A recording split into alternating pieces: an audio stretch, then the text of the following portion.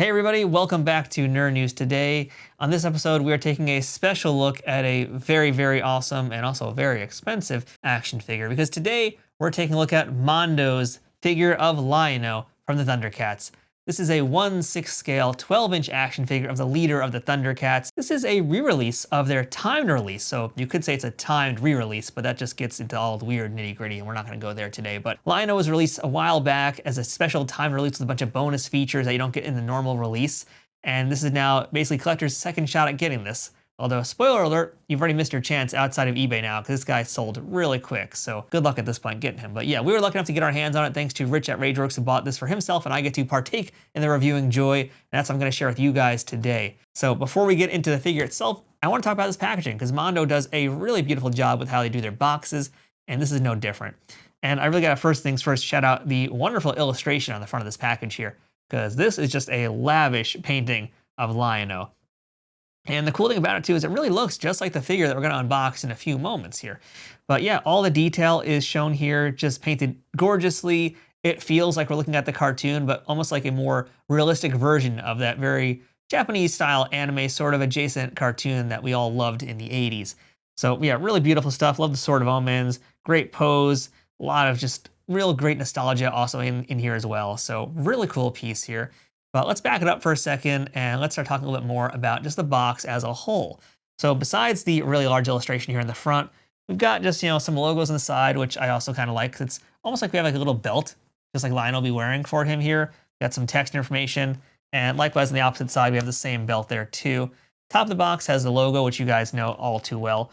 But the back of the box is where a lot more action is here, because the back of the box gives us our bio about the Thundercats, and especially who Lion-O is. And this is actually a very detailed bio, and considering the price you pay for a Mondo figure, you better hope that there's like nearly a book written about these toys, and they don't disappoint in this area whatsoever here.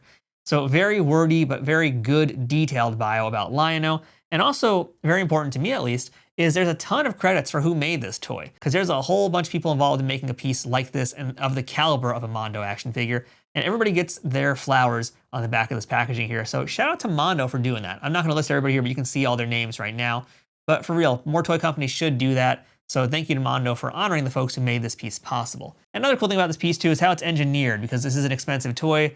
Obviously, we're going to just lift the box off to open it, but we do get a little bit of a sneak peek, and that's because the side of the box is magnetized, allowing us to do this big old reveal right here. And this gives us, again, another glimpse of the toy, as well as actually seeing it in box itself. Now, I know it's a little bit of a glare here in the view we have, so take my word for it, it looks really cool. But I just like this kind of display. It's very collector friendly. So yeah, hats off to the whole design team with this here. We're gonna just go ahead and let it handle itself. But that's pretty much all you guys need to see about the packaging here. So I think now it's time for us to get this Lion-O out of the box. So let us engage our sight beyond sight and take a look at this figure now from all angles. All right, so let's go ahead and let's actually really unbox this Lion-O here. Let's do it piece by piece, and I'm going to give you guys a close-up of every little bit, every little nook and cranny of this Lion-O before we really get him out of the packaging here. So let's start first, and well, let's actually talk about the centerpiece here, which would be the Lion-O figure itself here. And you guys can see just tremendous amount of detail already. Like they took this cartoony type character and really brought it into many dimensions with a lot more realism. This is not your typical animated version of Lion-O. This is one that feels like it actually would be how he would look in real life. And you'll see some of that likeness here. Now, this Lion-O does have a bunch of heads. We're going to go through them all as well. But real quick, just look at, again, all that detail in the armor, the fur on his body, some of the musculature that you're getting here, that belt, which I'm a real big fan of, even down to, look at those quads. Like, this is a Lion-O that does not miss leg day. And boots, very cool as well. And here's just a real quick look again from behind. Just so much detail and effort went into making this piece. A lot of different textures are on here. Just a lot of cool stuff. And there's a lot of secrets about this toy that you're going to see as we go on that you will be surprised to learn about. So that's Lion-O. Let's talk about some of the alternate heads that he has, because there are 4 additional heads. Let's start up top here. This is an angry Lion-O head. So the Lion-O that you previously saw was kind of just a neutral face of Lion-O. This one is like a battle cry version. And you guys can really appreciate the detail in the eyes, the mouth, the way the teeth are done, the furrowed brow. Really cool sweeping hair as well. Look at that from all sides. And look at that paint job. I mean, you're paying for this paint job. You're paying for this like tremendous amount of detail. So that is one of the 4 spare heads. He has 5 heads total. We're going to go now to get him out of there. This version here. This is really the plain head. The head that we just looked at earlier that was on the figure was kind of the sight beyond sight version. This is just natural Lion-O. Lion-O a la natural a la mode? No, that's the ice cream on top. Look at that cleft chin. This is like Fabio Lion-O. Very noble. All right.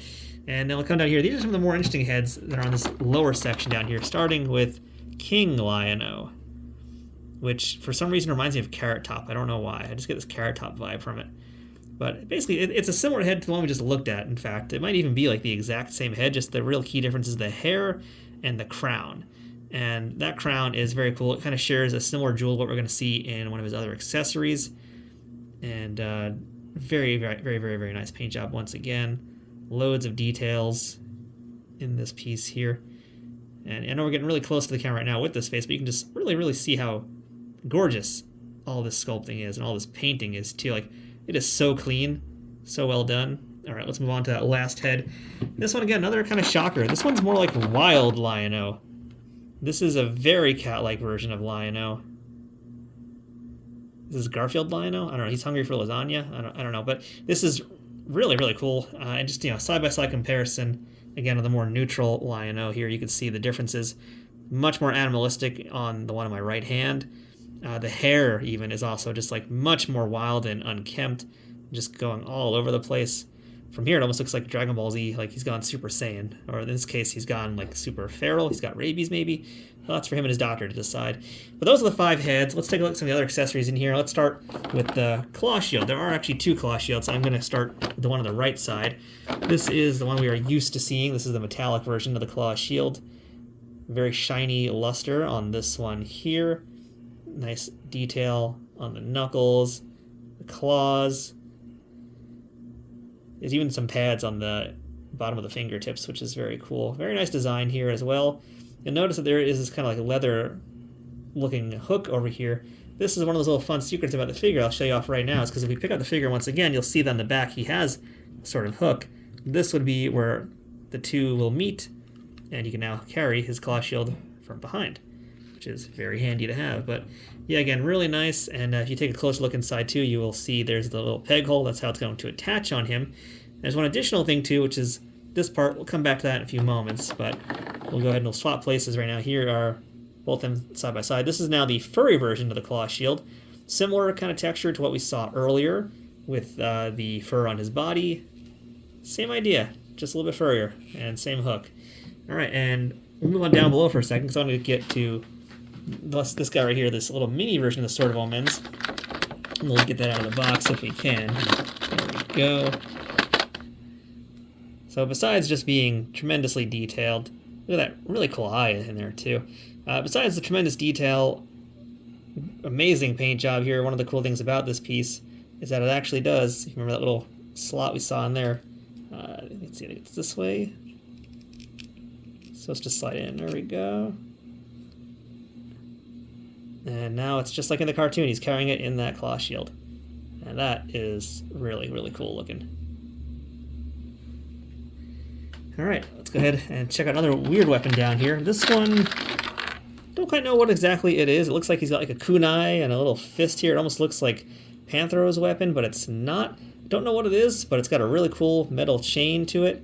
Got a very nice little swinging like scorpion hook, harpoon maybe. I don't know what to call this thing. If you guys know what this weapon is, feel free to let me know. I don't really recognize it from the cartoon, but I'm sure it was in there, else I wouldn't have included it. But very cool additional weapon for him, which I bet you could also hang off that belt on his back too. And then the last thing in this section, because there's still more, is the Book of Omens, which I'm going to try and pop it out right now. 3, 2, 1. Shisha! There we go. No one saw that. Book of Omens. No, it does not open, unfortunately, even though it looks like it could, but it does not. So unfortunately, we can't read the Book of Omens. That's kind of sad. I would have liked to have read it myself. But again, very nice, good shiny paint job to it. Looking good. And yeah, sneak preview. This is just tray 1 of 2. So you're going to go ahead and lift this up. And I'll lift off the other plastic tray. And here comes what's underneath all that, which is even more stuff. This tray here has hands. We've got swords. We've got bases. And we have another figure. And I think we're going to start with that, in fact, because this is really cool. This is Snarf. Snarf! He's part of this timed re-release as well. Look at that face. Look at that frightening, frightening face that's just coming into you in your nightmares now. Snarf! Yeah, this is pure nightmare feel, but I actually really like the Snarf. It looks really cool. It kind of reminds me of, if you guys saw the Where the Wild Things Are live action movie. This feels like that, which is also complete and utter nightmare fuel. The Snarf is also articulated, which is unexpected. He has a ball joint in his head, and otherwise he's basically got 5 POA. We've got arms that can move a little bit on a single joint there, and the legs likewise can move. They're a little stiff out the box, but they do move, and God, look at those toenails. Good God. The other foot can move too. The tail does not articulate, which actually surprised me. I figured it would, but I guess they decided to kind of just keep that figure as a whole. Again, very nice paint job. Very lifelike sculpt on that Snarf face. I don't really know how to describe. God, no, down. Yeah, but it's actually really cool. I like the Snarfs a lot, and let's just hide him somewhere for the time being. We have 3 additional pairs of hands for 6 total hands. Really 8 total if you count what's already on him. We have the slightly gripping open hand. So currently online are just like the flat out open hands. These are kind of like grippy ones. You can see, check out the paws. He actually has like veins, like a real cat would have. He's got all the padding on him. So we got the kind of grippy hand. We have a closed fist here on the bottom. We got a pair of closed fists.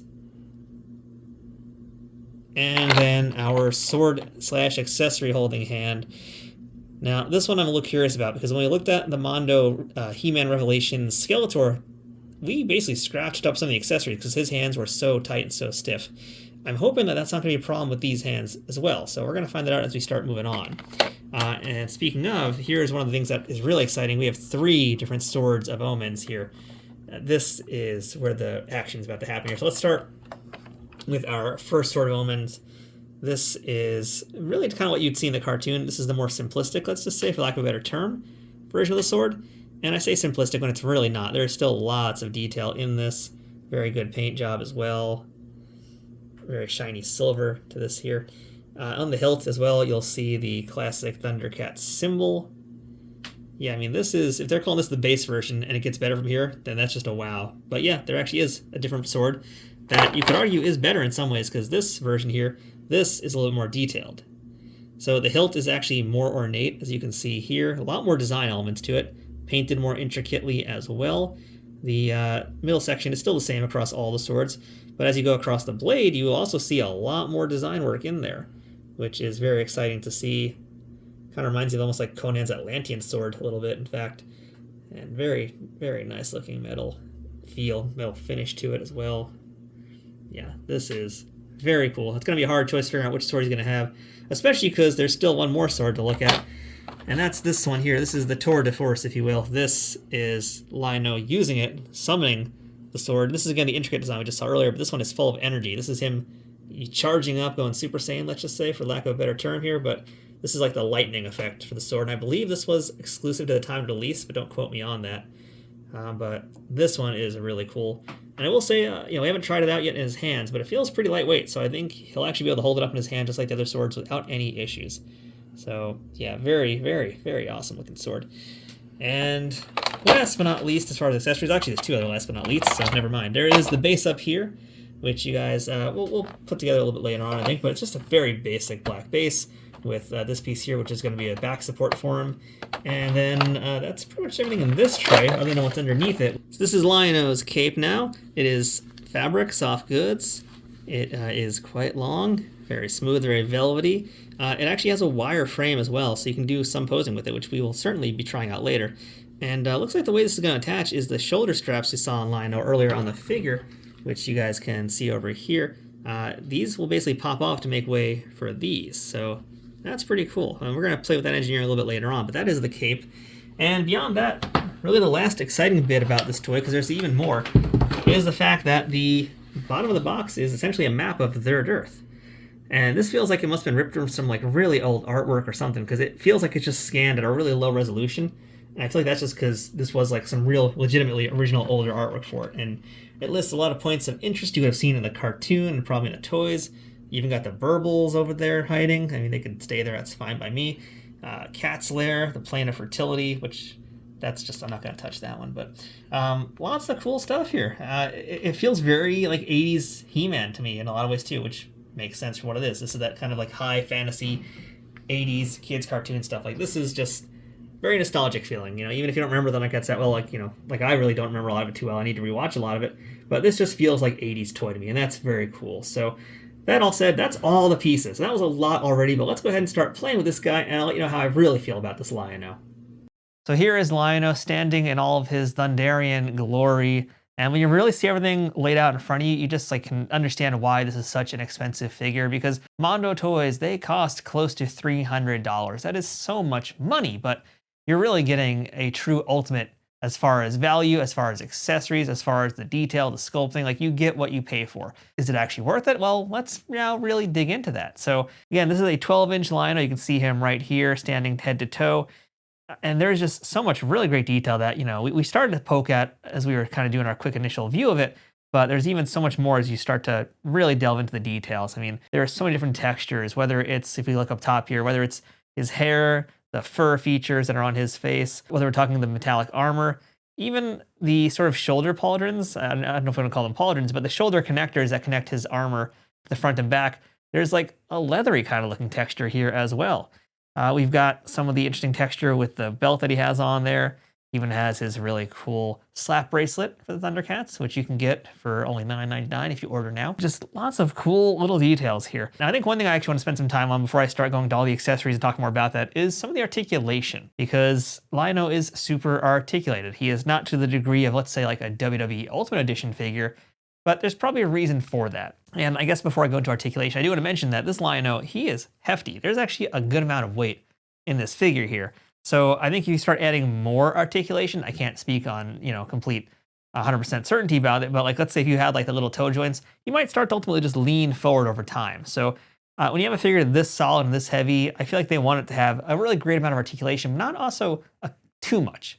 That said, there could be some changes, but let's just start talking here. So we do have the ball joint on the head, which moves actually pretty well considering how big Lion-O's hair is. You would think it would get in the way. It does a little bit, but not terribly. But yeah, ball joint for the head.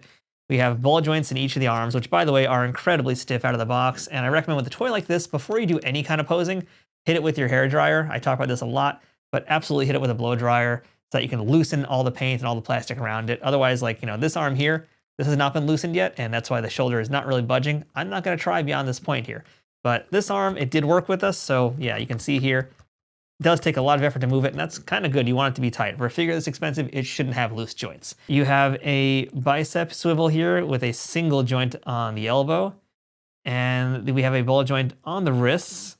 So good movement there, not too bad. As far as the waist, this moves, not a ton, but it does move. It's more like the chest is actually looks like what's moving. I don't know about the waist. It's a little hard to tell, but at the very least, the chest piece moves, so you get that going. We do have some mobility in the hip area, but because of the leg armor, you're not going to get it beyond this point. So yeah, and as far as like lifting it straight up and down, I think you'll have a little bit more wiggle room, but again, this is going to kind of get in the way, so just be mindful of that. Actually do have a double jointed knee, which is kind of funny. It's like they don't have double jointed arms really, I don't think. Yeah, no, it's really just a single joint, but we have double jointed knees, so interesting choice there, but pretty good flexibility on that. Let's see, the boot, looks like the boot doesn't move, but this joint does move the way it's engineered. So it's a double joint with kind of a swivel to it, and our ankle does flex as well, and that's pretty good amount of articulation, all things considered. Now, one thing that is missing that I kind of wish maybe they did for Lion-O, but I know why they didn't do that. I wouldn't mind a butterfly joint here, because I get like why there's no toe cut. That could be a problem with all the weight distribution there. But I feel like butterfly joints with Lion-O would actually be really good. And same thing with like He-Man as well. Like that would have worked for him. I feel like they don't do that with Mondo figures because that kind of would ruin the cut of the figure and the design and look of it. But with someone like Lion-O, I feel like you want it, especially if you want to try and put the sword like right in front of his face, because it's a bit of a chore to do that. It's not impossible, but it would be way easier and look a lot better if he was able to cross his arms more. And that would come with a butterfly joint. That's really the one thing I wouldn't have minded seeing with this, but I also understand they do that. It starts to kind of just ruin the cut, if you will, of how this whole toy looks. So it is what it is. Let's go ahead and now talk about accessories a little bit more here. So I was talking about the hands earlier and how like we reviewed one of these Skeletor figures a while ago from Mondo and how putting a sword, or actually I think it was his Havoc staff in his hand, was just impossible. It was awful. It kind of ruined the figure in some ways. It actually scratched up the accessory. With the Lion-O, the hands are in fact a little bit softer, so they have dealt with that problem and it works. The sword goes into his hand. We do recommend that you pop the hand off, which you can easily do. Yeah, goodbye Snarf, it's fine that way. Better off. The hands do come off very easily. We recommend you basically take them off first, plop them on, and you can just go ahead and stick them back in. And I'm actually going to try doing one right now. You can see that that plastic is softer. I'm going to go ahead and let's try out this big old sword here, because this is like the real heavy one. And this one I feel could be curious as far as the weight of the figure. We're going to see if he can actually keep this thing held in his hand while not falling over. So there we go. I will say that the hands are definitely a little bit wider too. Like he's not holding it super tight. So I think having a little bit of that wiggle room also helps Lion-O out here. But yeah, that hand is in there. He's having a little bit of trouble holding on to that sword, but it might just be that we got to find him in the right position. There we go. And definitely make sure you dig it in there, but yeah. Let's see, maybe if we have it up higher, this might work. We could maybe fake it. There we go. All right, actually, he is holding it up pretty well right there. That's actually quite impressive. Let's do another hand swap here. So on his left arm, we have the claw shield. And like we said, there's a peg inside there, so we should be able to just slip that on, and hopefully it attaches nice and easy, which it feels like it already did. Yeah, that's okay. That actually snapped in there super easy. That was great. And one thing that I just discovered too was that the claw shield actually has a little bit of articulation in the fingers. That is a surprising little bit of detail here. So let's see. It looks like, yeah, these actually do rotate a little bit. So they don't like, oh, they do, and they bend also. Wow. So he could actually hold stuff in that hand if he wanted to. That is very cool. The thumb does not move, but the fingers do. That's really great. Very unexpected. And yes, I know he has the Sword of Omens in his arm as well as in the claw shield. I don't care. I don't care. Just let him have his accessories. He's a toy. Snarf doesn't care. Why should you care? Speaking of Snarf, we already kind of showed you off his articulation. He's just as creepy now as he was about 5 minutes ago, so we're just going to put him over here and just leave him hanging out, shall we? Okay, great idea. Let's do a head swap, and I think because we have the cape here, it makes sense we should do King version of Lion-O. So let's see how easy the heads swap out. Very easy. All right, wasn't too hard to get it off. Let's see about putting it back on here. Goodbye, hands. And I think it is basically in. Yeah, that seems to be more or less in. We have a little bit of a flaking issue with some of the plastic there. So here is that King Lion-O head now, and wasn't too difficult to get on. I will say again, like this will be a really prime time to hit it with the blow dryer and the hair dryer to soften up all the pegs, all the pieces, to get them to snap on a lot easier, because you don't want to struggle with the pegs on a $300 toy, because if it snaps, if it breaks, you're gonna have a hard time replacing it, and you're assuming that they have replacement parts, because a lot of times they won't, or they will for only a very limited time. So that said, if you do plan on breaking your figure, try to do it very early on after you've purchased it. But let's go ahead now and let's get the cape on this figure. I'll show you how that works. That's a really cool bit of engineering also. So like I mentioned before, these bits on Lion-O's shoulders are removable and they come off easily, but I'm curious to see how easily stuff goes back in their place, because these are not exactly the deepest pegs for this stuff here. So let us see how this is going to turn out. So that actually was not too difficult to get it on, believe it or not. Like I only struggled for about maybe less than a minute. There are 4 peg holes total on the shoulders, 2 on each side, to secure it into that position, and it worked out really well, and it looks really cool. I didn't even notice the detail. It's actually the Thundercats symbol on there. I don't know how I missed it before, but even these have a lot of detail. So you're getting a lot of bang for your buck here with this. You've got the King version, you've got normal version with different heads, you've got alternate looks here. There is a lot going on with this figure. That's really just kind of the tip of the iceberg with some of these things. And let's not forget again that the cape is wired, so you can do all sorts of cool things with it. Like let's actually maybe have it kind of like going in a certain direction perhaps. It is wired on the sides and on the bottom. So that can allow you to get some very interesting poses. Oh, cape popped out a little bit. So again, that's why I'm talking, folks, about that hair dryer. It is a lifesaver for any action figure collectors out there. Let's actually just have it really blow, and let's see how that's going to look if he can hold his position. Yeah, not bad. Wireframe works like any other wireframe out there. It looks pretty good. You'll notice Lion-O has been holding himself up pretty well. His balance has been honestly not too bad for a figure this heavy. And mind you, he is carrying a lot of stuff right now. Like having the sword in his hand does throw him off, especially this version of the sword. But if you're really in a pinch, we do have that base you talked about earlier. This is adjustable. This guy pops out. You can slide it out as far as you want. So you can find the right height that you need it for your figure. Put it somewhere around the waist section or even lower if you need. And this should help balance him. But he's been fine on his own. That said, if you are going to put him on a shelf somewhere, don't leave it to chance. Again, $300 figure. So get the base on him, hedge your bets, and hope for the best. And that pretty much is it for our Lion-O here. This is a really spectacular figure, but the question is it worth the money? And I would say for a Thundercats fan, absolutely, I think it is. Let's look back for a second and talk about the He-Man figures that we looked at on this channel quite some time ago, because for me, I still feel like those He-Mans are probably some of the best nostalgic figures that they've done from Mondo, because that was really a 3-in-1 figure. Lion-O here is more like a 2-in-1, but there's still a lot of great value in what he has and what he comes with. And that's also, to be fair, a hard comparison to make because He-Man had so many variations and Lion-O did not. But for what we're getting here with the amount of heads alone, like, 5 heads total, 6 hands, additionally to what he's already got, a bunch of different weapons, the claw shields, 3 different swords, plus a Snarf. I think it's definitely, I can't call Mondo figures a good value ever because it is a very expensive thing, but you are getting what you pay for. So that part is very true.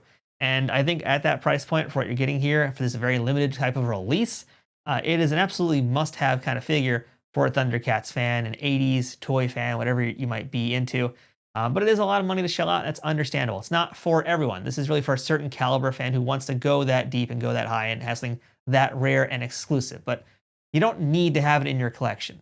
If you can afford it, though, I'd say go for it. But if you missed out on the time release, keep in mind it was essentially close to $300 from Mondo. The secondary market, it's going to keep going higher and higher because these are really kind of like investment figures.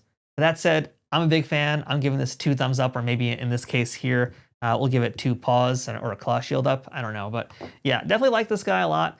And will I be buying more from the Thundercats line? We'll see. We'll see, because again, it's a big investment to make, but look at what you're getting. And I think that kind of makes it worth it. So if it's something that you are into and you're willing to shell out the big bucks here, go for it. And on that note, too, you guys let me know what you think about this Thundercats Lion-O figure from Mondo, what you think about Mondo toys in general, because they are on the pricier side of things here, and they can be a little divisive for a lot of fans, because some fans might be used to spending, $30 at most for a figure, whereas this is like 10 times that amount. So let me know what you think of the Mondo model of figures, and specifically what you think about this version of Lion-O. With all that said, until next time, I'm Matthew. This has been Nerd News Today. That's our look at the 1/6 scale Mondo limited time re-release, whatever you want to call this here, special edition of Lion-O, plus a Snarf on the side, because why not? Until next time, I'm Matthew. This has been Nerd News Today. Thanks for watching, and we'll see you guys next time. Say goodbye, Snarf. Snarf. Snarf. Snarf.